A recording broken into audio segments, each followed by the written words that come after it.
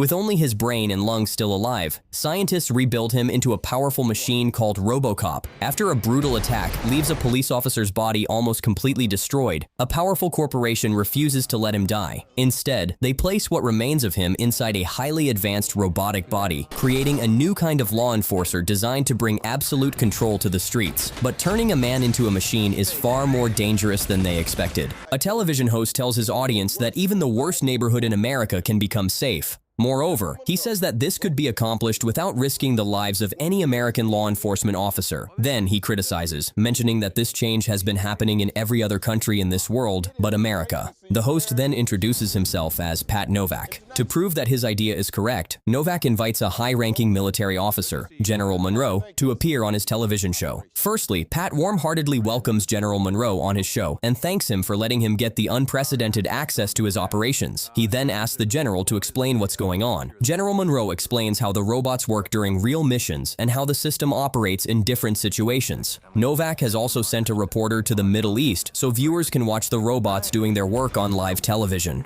The reporter walks through the town while filming the machines and explains that the robots only attack people who are detected as real threats. He says that the system is a great achievement for safety and security. Even though the reporter praises the robots, the local residents clearly dislike having their town controlled by machines. Soon, a group of rebels secretly moves through the streets carrying heavy weapons and suddenly launches a powerful attack against the robots. A violent battle quickly begins across the city. Robots on the ground start firing their weapons and blowing up buildings, while flying drones in the sky shoot whenever they detect attackers below. Some rebels even jump down from rooftops onto the robots to try destroying them. Explosions spread everywhere as the fighting continues. During this chaos, the robots scan the area and notice a frightened young boy holding a small knife.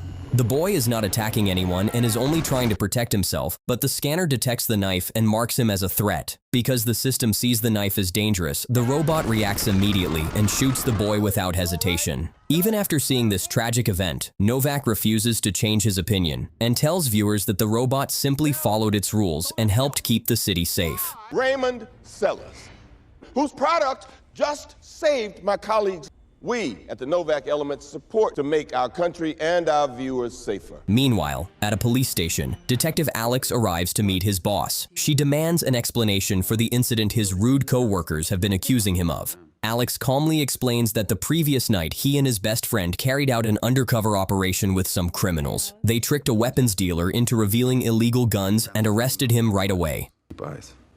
We get a line on some guns. The guns were supposed to be in our evidence room. Later, Alex checked the evidence locker and discovered the weapons had disappeared and no officer had signed the paperwork, meaning a corrupt police officer had secretly taken them. After that, Alex and his partner went undercover again and met the gang leader at a restaurant, but their plan suddenly failed when the leader received a phone call warning him that Alex was actually a police officer. The gang leader quickly left the restaurant and ordered his men to kill the two officers, which started a heavy gunfight inside the building. Alex and his partner fired back, but there were too many criminals around them.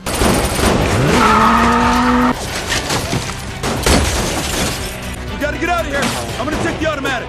When they saw a small chance, they tried to escape through the back alley. Alex managed to get outside safely, but sadly, his best friend was shot while escaping. After hearing this story, Alex's boss becomes angry and scolds him for doing the operation without backup. She also tells him that she will personally handle the investigation to find the dirty police officer. At the same time in Washington, D.C., Omnicorp's CEO Raymond Sellers is speaking with government senators. He tries to convince them that robot police officers would make cities safer, but the senators refuse his idea again because they do not trust machines that cannot feel emotions. We need people who understand right. What do your machines feel? Well, nothing. Later at Omnicorp headquarters, Sellers holds a meeting with his team to find a way to make the public accept robot police. Since the government keeps saying robots cannot feel, Sellers decides the solution is to combine a human with a machine. At a special medical clinic, Dr. Dennett Norton is helping a patient learn how to use his new robotic hands. Norton creates advanced prosthetics that respond to a person's thoughts and emotions, so the patient must focus carefully in order to play the guitar. Their session is suddenly interrupted when Sellers arrives. He speaks to Norton privately and convinces him to build a human-machine hybrid. I wouldn't be asked to develop combat applications. Save thousands of lives in the process. Norton later meets with Sellers' team to discuss possible candidates, but every retired police officer they consider has been injured for too long and is emotionally damaged, meaning they cannot return to duty. They decide they need a more recent case. Check the psych evaluation. He's far too unstable. He requires someone emotionally balanced. In another part of the city, Alex's rude co-workers reveal they are corrupt officers and secretly warn the gang leader that the police are searching for him. To stop the investigation, they decide Alex must be eliminated. Later, Alex visits his wounded friend in the hospital, while a criminal secretly places a bomb under Alex's car. That evening, Alex returns home and spends time with his son David and his wife Clara. Just as he and Clara begin relaxing together, Alex hears his car alarm and walks outside to check. When he approaches the vehicle, the bomb explodes and leaves him badly injured. As soon as Omnicorp learns about the accident, they invite Clara to their office and offer to give Alex a fully mechanical body so he can survive. Clara is unsure about the offer, but the company's staff describe Alex's terrible injuries in very disturbing detail and explain that if she does not decide quickly, Alex will die. With no other option left, Clara agrees to the procedure. 3 months later, Alex is seen happily dancing with Clara at a small house party, but the scene suddenly breaks apart. Scientists explain that this is only a memory inside Alex's mind. His new body is about 90% mechanical, while only his brain remains human, and he is slowly remembering his past life. When Alex finally wakes up, he feels confused and angry. Who the hell are you? I'm Dr. Dennett Norton. I can't move. Dr. Norton reminds him what happened and carefully helps him take his first steps. The strange body feels uncomfortable, and when Alex hears someone call him an amputee, he panics and demands the suit be removed. When Norton tries to calm him, Alex pushes him away and runs out of the building, knocking people aside. His speed is incredible, and when he reaches the wall around the facility, he easily jumps over it. As he continues running, Norton remotely shuts his system down. Soon, Alex wakes up again in the laboratory. Norton removes parts of the robotic body and shows him that only a few human organs remain, meaning he cannot escape the situation. Norton explains that the procedure saved his life, but Alex says death would be better than living as a machine and asks Norton to disconnect him. Norton refuses and reminds him that Clara agreed to the operation and his family still needs him. Then I want to die. Just unplug whatever it is keeping me alive and... What do I say to your wife? To prove this, Norton lets Alex call Clara, though Alex only shows his face. Clara says he still looks handsome, and she is eager to see him again. After accepting his new reality, Alex stays at the lab for body maintenance overnight. The next day, he begins training with Rick, the military officer who controls Omnicorp's robot forces. Rick believes the machines are already perfect and thinks adding a human is unnecessary, but he still gives Alex weapons that fit into special compartments in his mechanical legs. They then place Alex and a robot into a simulation where they must defeat criminals and rescue civilians. During the rescue test, everyone quickly saves the civilians, but Rick's prediction becomes true. The robots move faster because they simply scan and act immediately, while Alex pauses for a moment between thinking and reacting. Later that evening, when he is alone, Alex uses a computer to follow updates about the gang leader case he has been investigating. The next day, Sellers watches the simulation results and becomes very angry. He orders Dr. Norton to fix the problem right away. Sellers also believes Alex must look more impressive for the public and marketing campaigns, so he asks for a better tactical suit. It's a man inside a machine. No, that's a man inside a machine. And get it fixed. I don't care how you do it, just go do it. Later in the laboratory, Norton carefully opens part of Alex's head and secretly changes something in his brain. After this change, Alex will believe he is making his own decisions, but in reality, the machine will be controlling his actions. Alex is also given a complete redesign, and his armor now looks black, smooth, and more modern. Soon after, they take Alex to an abandoned building for another test. This time, he must fight Rick and a large group of robots by himself. Using his visor to scan the environment and with extremely fast reflexes, Alex quickly studies the situation and starts attacking without hesitation. He shoots at each robot accurately and also moves quickly to hide behind cover whenever he is fired at.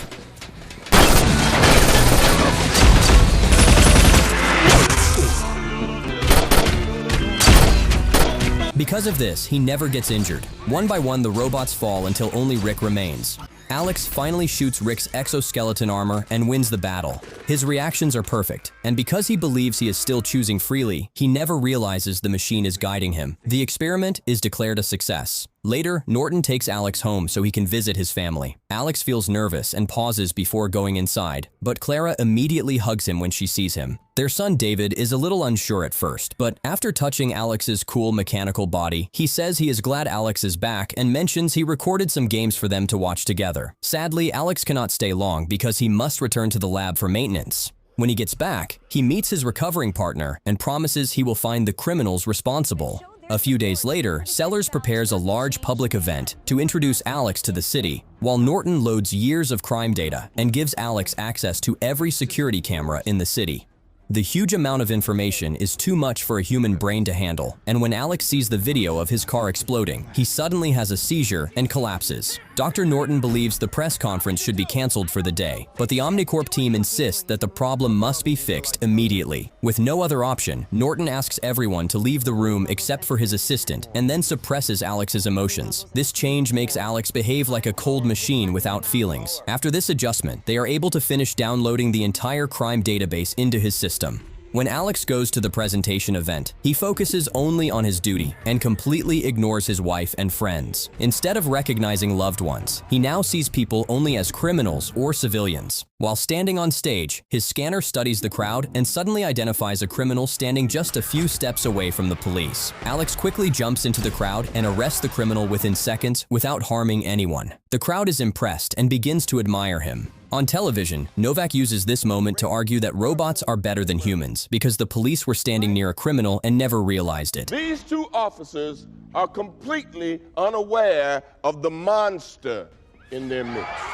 And then, however, Clara feels very upset because the company will not allow her or David to talk to Alex, and it seems he is not allowed to live a normal life anymore. Norton tries to calm her and explains that Alex's strange behavior is only a side effect of the medicine and that he will improve soon. The following day, Alex returns to duty at the police station and confidently announces he will capture 13 criminals that day. Selected 13 targets for today, all wanted for murder.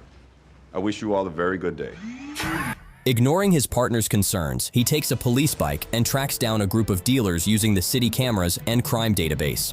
Most criminals escape, but Alex catches one and threatens him until he reveals the location of their hideout. Alex soon arrives at an illegal drug kitchen and rides straight into the building while firing at the criminals. Normal bullets cannot stop him, and even when attackers come from behind, his scanner detects them and he defeats them easily. Totally just. Omnicorp celebrates the results, and Sellers allows Rick to monitor Alex closely. As time passes, Alex becomes a famous hero across the city, stopping crimes everywhere. Novak praises him on television and invites Sellers to his show to show senators that public opinion is changing. When a senator tries to argue against robots, the program quickly cuts him off. At the same time, the corrupt police officers secretly meet the gang leader to plan how to deal with Alex, because Alex's actions are making their illegal work very difficult. Later that day, Clara risks her safety by running through busy traffic so she can finally reach Alex. She asks him to show some feelings and reminds him that his family still needs him. She tells him that their son David has been having terrible nightmares and is afraid at night, and he needs his father's support. At first, Alex shows no emotion and drives away without reacting. However, while riding away, he begins thinking about the situation like the robotic officer he has become. He searches security cameras and soon discovers that David had actually seen the explosion of his car, which left the boy deeply traumatized. Learning this truth about his son strongly affects Alex's human mind. Slowly, his brain begins reversing the process that removed his emotions. He becomes angry that his family has been suffering because of what happened to him, and he decides he must fix it. At the Omnicorp lab, the scientists notice the change through Alex's tracking system and consider shutting him down. However, Dr. Norton decides to wait and observe because Alex is still investigating a crime, even if it is his own case. Alex goes to his house and uses information from the city cameras to rebuild the events of the attack. He watches the moment when the car exploded and sees Clara and David witnessing the accident. Using the few clues he has, Alex searches for a man connected to the gang leader. He finds him in a car, pulls him out through the window, and breaks his hand. And you don't have a kid, but I do. I'm not asking again. The only guy I talk to is this driver Marcus. That's it, man. Does he have a phone number? Alex then presses his foot on the injured hand to force the man to talk. The frightened criminal finally reveals the phone number of the gang leader's driver. By tracing the signal from the driver's last call, Alex discovers the exact location of the gang's hideout. While Alex travels there, police at the station learn he is personally investigating the case, and the gang leader is warned that Alex is coming. When Alex reaches the base, the criminals are waiting in darkness with night vision goggles and powerful weapons. Alex crashes inside with his bike, activates his own night vision, and a gunfight begins. No matter how many enemies attack him, Alex moves through the building shooting every criminal in his path until none remain alive, though he is slightly damaged during the fight. After the battle, he restores the power and scans the fingerprints on the weapons, which finally identifies the corrupt police officers. Alex quickly goes to the police station to question the corrupt officers and shows the evidence by playing the recorded footage on every computer in the building. I've recovered 26 guns from Valon's warehouse. I also have CCTV footage of you and Valon.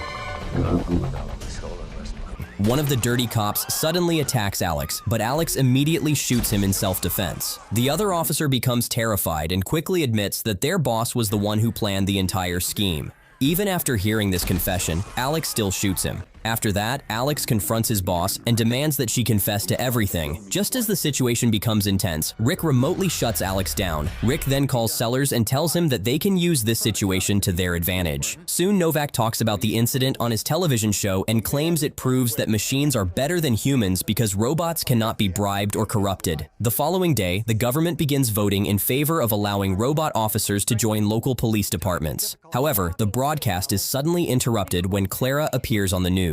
She tells the public that she has not been allowed to see her husband and that no one from Omnicorp will answer her calls. Clara's statement makes Sellers worried that if she speaks to Alex again, his human emotions might return, and they could lose control of him, which might stop the new law from passing. Retiring Alex would make their experiment look like a failure, so they decide it would be better if Alex died and became a tragic hero that people would remember positively. Sellers contacts Norton and orders him to kill Alex. Norton becomes angry and refuses at first, but Sellers convinces him by promising to fund his laboratory for the next 10 years. What's bigger than a hero? Dead hero. You know, and I know Alex is fine. We failed Alex Murphy.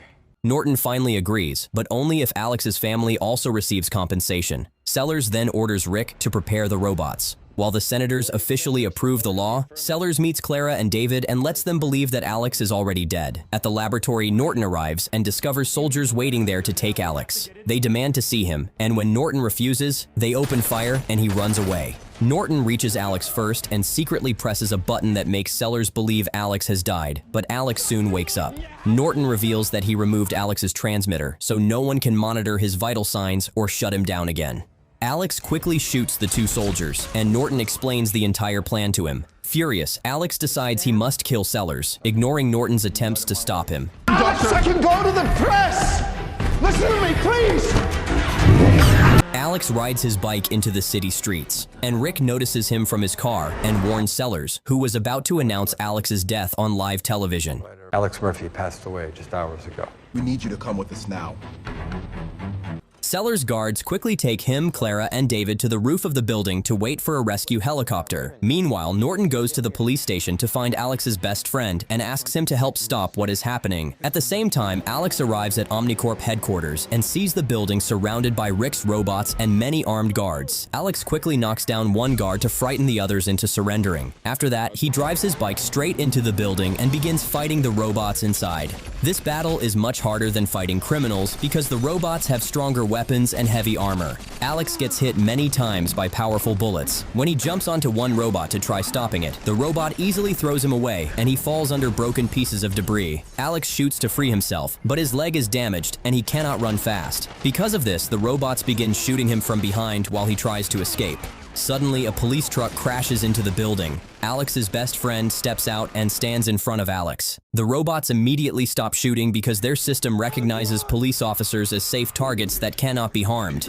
Alex manages to escape through a back hallway and moves deeper inside the building. As he continues forward, he finally finds Rick waiting there. Alex tries to shoot him, but the system inside his body stops him because Rick is marked as a non-threatening person in the program. Because of this, Alex cannot fire his weapon. Rick enjoys the situation and shoots several warning shots around Alex. Just as Rick is about to shoot him for real, Alex's best friend suddenly appears and shoots Rick first. Before dying, Rick fires one last shot and hits Alex's friend. Alex quickly checks him and sees the wound is not life-threatening, so they only need to wait for an ambulance. Alex then goes up to the roof where Clara, David, and Sellers are waiting for a rescue helicopter. When the helicopter sees Alex arrive, it flies away without picking them up. Sellers believes Alex cannot harm him because he is also marked as non-threatening in the system. But when he sees Alex resisting the program, Sellers threatens to kill Clara and David. This only makes Alex's love for his family stronger. His emotions help him break the system's control, and he shoots Sellers, who fires back at the same time. Alex falls, but Clara and David rush to him and he tells them he will survive. Later, Norton returns Alex's prototype body and says he can live normally again with his family. News reporters announce the government has canceled the robot police law. Norton testifies before the Senate, and Novak passionately declares that the United States is still the greatest country.